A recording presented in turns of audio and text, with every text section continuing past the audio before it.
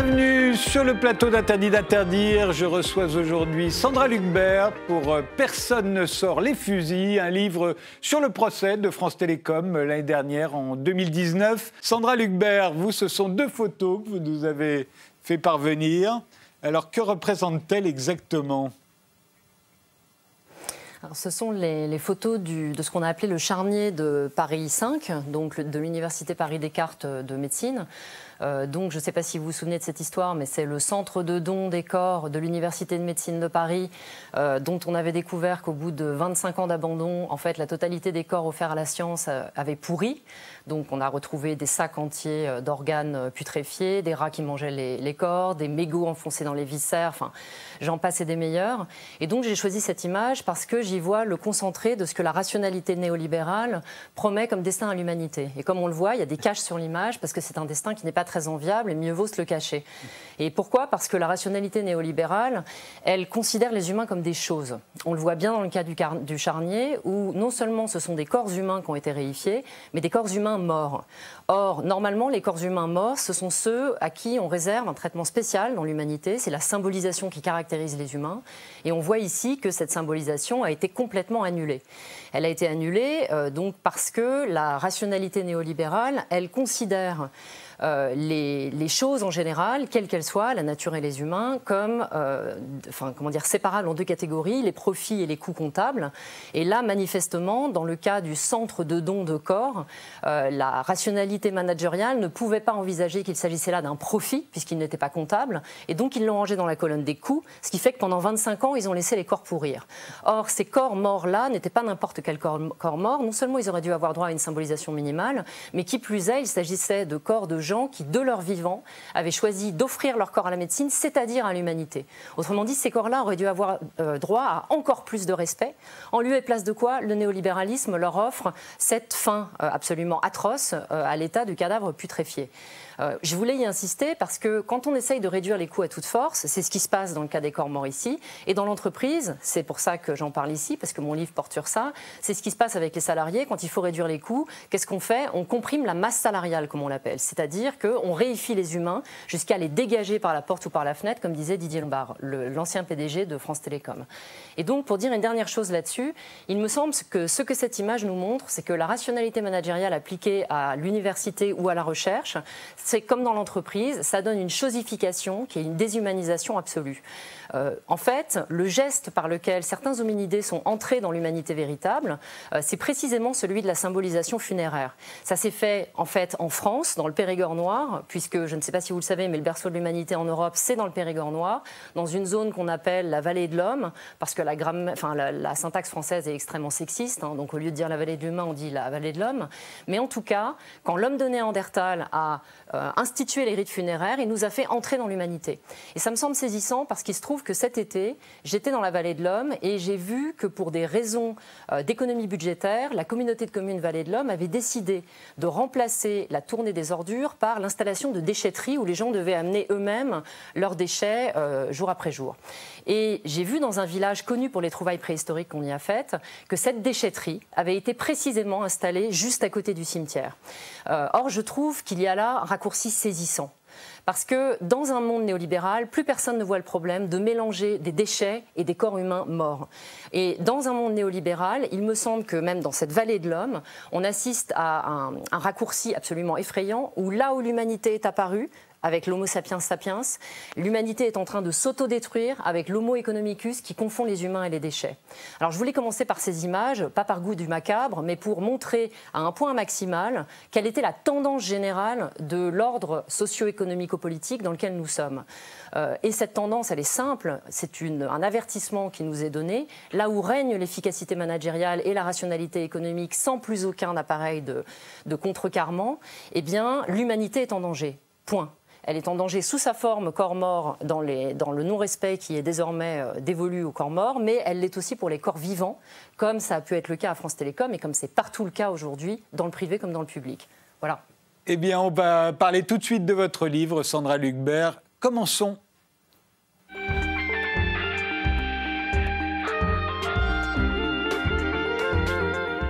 Sandra Lucbert, vous avez donc écrit 2 romans, Mobile et La Toile. Et là, vous publiez Personne ne sort les fusils aux éditions du Seuil. C'est donc sur le procès de France Télécom en 2019 où 7 dirigeants étaient accusés de harcèlement moral à l'échelle d'une entreprise. 19 salariés s'étaient suicidés entre 2006 et 2010. Ce procès, certains y ont vu le procès de Nuremberg du management. Est-ce que c'est aussi votre avis ? Alors en réalité, cette formulation, le Nuremberg du management, je m'en suis servi dans mon texte parce qu'elle revenait avec insistance d'un peu partout, à la fois aux audiences et hors des audiences, donc sous des formes plus ou moins vagues et allusives. Mais la formule précise que vous évoquez, elle vient d'une émission live du Figaro qui était consacrée au procès et elle avait été sélectionnée par le community manager, c'était un tweet. Mais de la même manière, j'ai lu une comparaison entre le procès France Télécom et le procès Eichmann dans Fakir, donc à l'autre bout du spectre politique. Et au procès lui-même, l'analogie entre la situation nazie et la situation managériale, elle avait été faite aussi bien par l'avocat de la défense, donc du PDG Lombard, Maître Veil, que par Brigitte Pesquier, qui était la procureure, donc le côté de l'accusation. Alors, non pas que moi j'ai fait cette analogie personnellement, mais en entendant revenir cette comparaison avec tant d'insistance, une comparaison aussi chargée et à la fois aussi vague, j'ai eu un réflexe qui est à la fois un réflexe de littéraire et un réflexe psychanalytique, qui a été de me dire, si ça revient sans cesse ainsi, c'est que ça fait symptôme. C'est-à-dire, c'est que cette comparaison manifestement mal maîtrisée, qui met tout le monde très en colère, qui empêche les gens de réfléchir, mais qui insiste, elle est là pour dire quelque chose qui ne parvient pas à se dire autrement. Alors j'ai essayé d'y réfléchir, parce qu'en psychanalyse, on sait bien qu'une formation signifiante, inadéquate, qui insiste, si on n'essaye pas de l'élaborer, elle va revenir sous forme de passage à l'acte, d'une manière ou d'une autre. Donc, en y réfléchissant, je me suis rendu compte qu'en réalité, cette comparaison était là pour dire les violences structurelles du capitalisme sous la seule forme qu'il était possible de trouver. Et pourquoi on ne pouvait pas la dire autrement ?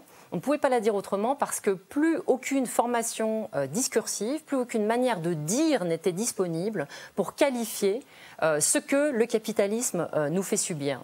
Et j'ai donc, grâce à cette réflexion autour de cette formule qui revenait, en fait différencié les 2 procès. C'est-à-dire que ce qui se passait au procès de Nuremberg, c'est qu'il y avait une scénographie extrêmement insistante du fait qu'on jugeait le monde nazi depuis un autre monde, le monde américain allié, qui insistait sur la différence de valeurs qui le séparait du monde nazi considéré comme barbare, etc. En revanche, au procès France Télécom, il n'y avait pas d'extériorité depuis laquelle on pouvait juger les managers. Bien au contraire, moi ce qui m'est apparu dans la salle d'audience, c'est qu'on jugeait une certaine forme de capitalisme depuis cette forme de capitalisme. On devait incriminer les méfaits capitalistes depuis la langue qui justifiait toutes les méthodes capitalistes. Donc, en réalité, les 2 procès étaient parfaitement différents. Mais cependant, ça avait vraiment un sens que les gens utilisent sans cesse cette comparaison. Ça disait de manière redoublée qu'il n'y avait plus d'extériorité à l'hégémonie néolibérale. Voilà. Alors, c'est vrai que moi, dans un premier temps, je me suis dit, bon, c'est un peu gros quand même, comparer le procès de France Télécom au procès de Nuremberg, c'est un peu gros, ne considérant pas, en ce qui me concerne, le capitalisme comme du nazisme. Et en même temps, au fur et à mesure où j'ai lu votre livre, je me suis dit, il y a véritablement quelque chose. Vous avez raison, il y a quelque chose, notamment le fait qu'il y avait un plan, pour se débarrasser, c'est le mot, se débarrasser de 22 000 salariés et 10 000 mobilités sur un effectif total de 120 000 personnes travaillant à France Télécom. Il y a un plan. On va l'exécuter, ça s'appelle un crash programme, et ils l'admettent. En fait, ils en parlent entre eux, ils n'ont pas l'air de le cacher, simplement ils emploient un langage pour en atténuer la brutalité, mais au fond, ils sont tous d'accord, et au procès, tel que vous le décrivez en tout cas, ces dirigeants continuent d'être fiers d'eux, ils ne comprennent pas ce qu'on leur reproche. Au fond, ça a été un succès. Et ils ne voient pas pourquoi ils en auraient à rougir. Ils ont une totale indifférence à l'égard des souffrances qu'ils ont pu causer et même des morts qu'ils ont pu provoquer. Oui, absolument. Alors je pense qu'il y a 2 choses dans votre question. Il y a l'aspect déshumanisation et il y a le fait que cette déshumanisation soit banalisée. Pour ce qui est de la déshumanisation, c'est pour ça que j'ai commencé par la photo des charniers de Paris 5. La déshumanisation, elle s'explique sur 3 niveaux ici, mais elle s'explique sur un premier niveau qui est celui que je disais tout à l'heure. La rationalité économique, elle est chosificatrice. Elle instrumentalise tout ce qu'elle investit. Qu'il s'agisse de la nature ou des humains, peu importe. Donc vous savez que dans le langage économique, on dit qu'il y a des intrants, du facteur capital ou du facteur facteur travail, et quand on met une machine au rebut ou un humain au rebut, c'est exactement la même chose. Première chose. Donc à partir du moment où cette logique règne, la chosification, elle ne pose problème à personne. Première chose. Deuxième chose, il me semble que dans le cas de France Télécom, nous nous trouvons au terme de 40 ans de ressassement de ces soi-disant nécessités qui sont celles du capitalisme financiarisé. Et comme Gramsci l'a fait remarquer, lorsqu'un ordre est hégémonique, ça veut dire lorsqu'un ordre de domination est devenu la direction générale d'une société, cela veut dire qu'un ensemble d'appareils ont naturalisé son existence et l'ont transformé en cela va de soi, en c'est comme si, en ordre naturel des évidences. Et ça, c'est tout à fait ce qui expliquait l'indifférence des prévenus à ce qui pouvait se passer sous leurs yeux, aussi bien il y a 10 ans qu'à la salle d'audience. Et j'irais même plus loin que vous, c'est-à-dire ils n'étaient pas non seulement indifférents, ils étaient scandalisés qu'on leur fasse des reproches. Didier Lombard a reçu une légion d'honneur pour ses bons et loyaux services à France Télécom. Et il n'a cessé de répéter, du début à la fin du procès, qu'il estimait que pour le sauvetage qu'il avait mené, tout cela était d'une grande ingratitude. Je le cite, ces suicides, disait-il, c'est terrible, ils ont gâché la fête.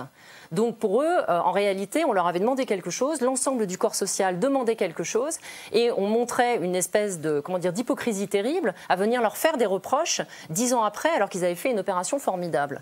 Et ceci est le fait de l'hégémonie, telle que l'a définie Gramsci. C'est-à-dire, si tout vous porte à suivre la chosification telle que la rationalité économique l'exige, dans un monde capitaliste où il n'y a plus aucune régulation adverse à celle simplement de la valorisation financière du capital, eh bien, il est normal que vous agissiez dans ce sens-là. C'est ça la banalisation que produit la langue à la suite des structures capitalistes régnantes. Et j'ajouterais du coup une troisième chose, c'est que par rapport à cette rationalité économique minimale, dans le capitalisme financiarisé, c'est-à-dire celui dans lequel nous sommes, le régime de propriété est encore plus chosificateur que celui qui régnait auparavant. Parce que le nôtre, c'est celui qu'on appelle la liquidité financière. Et la liquidité financière, c'est la possibilité pour les propriétaires de disposer de quelque chose et de s'en débarrasser quasiment instantanément. En fait, instantanément, à la nanoseconde. Donc on peut acheter et revendre en permanence. Ça vient bien sûr des marchés d'actifs, mais ça s'est généralisé à tous les objets du monde. C'est devenu le rapport, la relation d'objet principale que nous avons à toute chose, et notamment que les patrons ont à toute chose. Donc, quand les actionnaires exigent des profits illimités, etc., l'ajustement, on va le faire avec toute chose disponible, donc notamment des salariés. Donc quand Didier Lombard dit en 2006 on va faire les départs par la porte ou par la fenêtre, il ne le dit pas du tout de manière provocatrice. Il le dit parce que c'est la nécessité qu'on a posée en principe et que pour lui, du coup, nécessité fait loi. Donc, il y a ici un effet typique de ce qui se passe dans un ordre hégémonique. Des structures créent une situation et ensuite, celle-ci est ratifiée machinalement à chaque fois que nous prononçons les formules qui en font un cela va de soi. Voilà, je ne sais pas si ma réponse... Oui, tout à fait. On voit bien, et vous le dites dans votre livre également, qu'au fond, se débarrasser de ces salariés, supprimer des emplois, est devenu le cœur de leur métier. Et c'est vrai que c'est beaucoup plus facile, au fond, que de conquérir de nouvelles parts de marché, de faire des innovations qui vont permettre d'enrichir la société, de créer de la richesse, tout simplement. Ne sachant plus créer de la richesse, on a une partie de nos élites qui n'est plus là que pour supprimer des emplois. Au fond, c'est comme ça qu'elle arrive à justifier sa présence. Et ça m'a rappelé le livre d'Emmanuel Todd sur les luttes des classes au XXIe siècle, lui-même voyant les élites françaises en train de sadiser leur propre peuple pour se venger, au fond, d'être devenus des élites de second rang. Vous le voyez aussi comme ça, ou pour vous, c'est simplement la machinerie du capitalisme qui arrive à des choses pareilles? En réalité, je ne pense pas du tout qu'il le voit comme ça. Moi, ce que j'ai essayé de montrer dans le texte, c'est pour ça que j'ai donné un nom à cette langue qui accompagne et banalise toutes ces opérations du capitalisme financiarisé. Je l'ai appelée la LCN, la langue du capitalisme néolibéral, à la suite de Victor Klemperer. Ce qui rejoint en fait ce que vous me posiez comme question à l'instant, parce que Victor Klemperer, c'est un philologue et un linguiste qui, pendant le Troisième Reich, a travaillé à qualifier la langue du Troisième Reich, qu'il appelait la lingua tertii imperii, la LTI, la langue du Troisième Reich en latin, bien, parce qu'il constatait, dit-il, hein, c'est une citation, que les victimes et les bourreaux parlaient la même langue. Ce qui était exactement ce que j'ai vu dans les salles d'audience, mais ce qui est aussi le cas dans toute la société française. Et moi, je voulais faire comme lui, je voulais qualifier ça parce qu'une langue qui pose en son principe un certain nombre d'objectifs rend en fait toutes les opérations nécessaires pour l'atteindre légitimes, quelles qu'elles soient, quel que soit leur niveau de barbarie. Donc moi, je pense plutôt que c'est comme ça que ça se passe dans leur tête. Je ne pense pas qu'il s'agit de sadisme. Je pense qu'il s'agit de mettre en place toutes les opérations rendues nécessaires et banales par l'opération de réitération infinie des mêmes catégories. Et j'irai un peu plus loin parce qu'à l'intérieur du texte, moi, j'ai essayé de faire entendre... c'est marrant parce que c'est une des questions que je me suis posée au début et qui a motivé l'écriture du livre, c'est que dans un régime d'évidence, quand il y a une langue hégémonique comme la LCN, la langue du capitalisme néolibéral, les dominés et les dominants la parlent tous les deux. Ce qui fait que les dominés parlent une langue qui leur donne comme programme d'être chosifiés puis liquéfiés. On s'explique du coup beaucoup mieux pourquoi les salariés se suicident à la fin. Parce qu'ils n'ont pas d'autre programme intérieur. Si vous voulez, c'est l'exact équivalent de ce que disait Frantz Fanon à propos des colonisés, qui parlait la langue des colonisateurs. De ce fait, les colonisés n'avaient pour destin que celui d'être asservis puis détruits. Donc Fanon demande dans les damnés de la terre, enfin exige qu'on change enfin de langue quand on est un colonisé pour sortir de l'état de colonisation. Et c'est la même chose que pour les colons, les colonisateurs aujourd'hui avec les patrons et les managers. Ils parlent une langue qui leur raconte la grande épopée de leur trajectoire professionnelle et de ce qu'ils sont en train de faire de merveilleux pour l'humanité. Didier Lombard, c'est pour ça que j'ai voulu le faire écouter à la fin, il est habité par le mythe de l'innovation. Il n'a pas du tout l'impression d'être un patron de second rang. Au contraire, il est dans une lutte permanente pour, selon lui, amener l'humanité à davantage de techniques, à davantage de réalisations. Enfin, ça l'exalte, toutes ces réalisations. Après, qu'il y ait des ajustements humains à faire pour ça, il n'en a que faire. C'est ce qui était évident au moment du procès. Et c'est tout à fait vrai pour les autres managers. Je les fais entendre dans des poèmes à l'intérieur du texte, parce que moi, il s'agissait aussi de faire comprendre ce que ces gens avaient dans leur tête. Parce que l'étonnement des salariés, 10 ans après les faits, dans la salle d'audience, quand ils constataient qu'il n'y avait toujours aucun remords et qu'ils ne voyaient toujours pas le problème, c'est une des choses qui m'a jeté dans une rage folle, avec l'indifférence des patrons, justement. Et je me suis dit, il faut écrire un livre pour qu'on entre enfin dans la tête de ces gens, pour qu'on comprenne de quel régime d'évidence il est question, pour que nous soyons rendus au suicide et que eux, ils se sentent toujours impeccables des années après, quand on fait défiler tous les jours devant leurs yeux pendant 2 mois des gens qui se sont suicidés avec les fils du téléphone, jetés sur les rails, poignardés en réunion, immolés par le feu. On parle de choses vraiment atroces. Le procès France Télécom, c'était pas une sinécure. Hein. Donc, du coup, voilà, moi, c'est beaucoup plus comme ça que je vois les choses. Eux, ils se racontent une histoire de dynamisme innovateur, de compétitivité formelle, etc. Et la réalité, ils ne la distinguent pas du tout avec les mêmes yeux que nous. Voilà.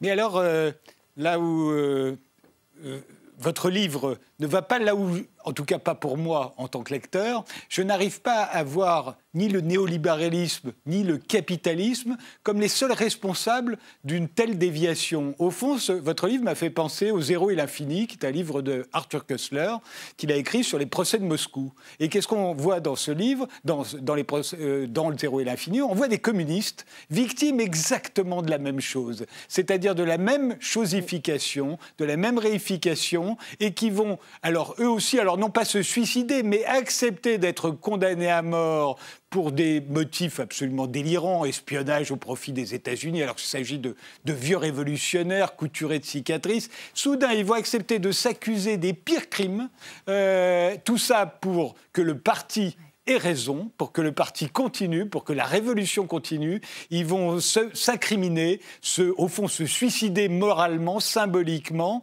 Et c'est pour ça que je me dis, mais ça n'est pas le capitalisme qui fait ça. C'est simplement, à un moment, tout système peut produire la même chose, y compris les suicides de France Télécom. Oui, alors ça, c'est l'effet des idéologies. Je vous rejoins absolument. D'ailleurs, moi, à la fin, je compare avec la fin de l'homme rouge les techniques qui étaient utilisées dans les soi-disant entretiens d'évaluation qui permettaient de dégager en fait les salariés. Je compare avec l'homme rouge parce qu'en effet, c'était les mêmes méthodes que pendant la grande période soviétique. Mais je voudrais dire 2 choses à ce propos.